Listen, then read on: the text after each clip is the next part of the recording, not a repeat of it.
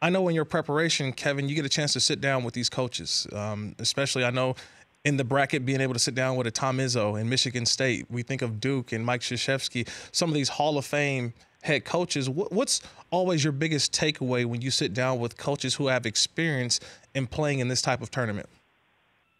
Well, Kirk, I think the number one thing is players come and go. Right. And recruiting classes come and go. But really the most significant emblem of that program is the coach. And you talk Izzo, and you talk Krzyzewski, and you talk Bill Self. Right.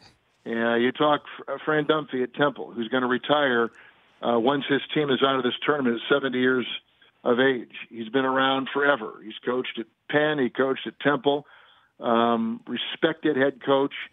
You think about the players that played, but when you get to these legendary guys, you think about how they represent their program. That it's so identified with the coach, Calipari at Kentucky, and on. All these guys, they build their reputations.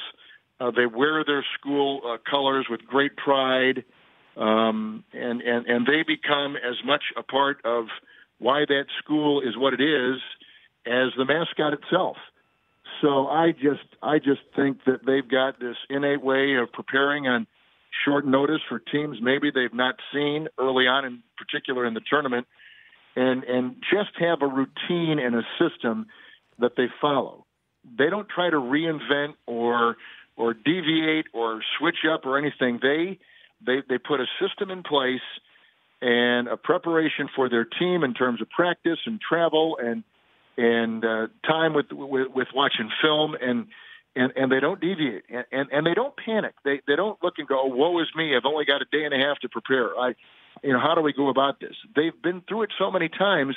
They know exactly what the drill is, and the thing is, with all of that ahead of them, they still love. They cannot get enough of the game. They're always thirsty. They're always hungry.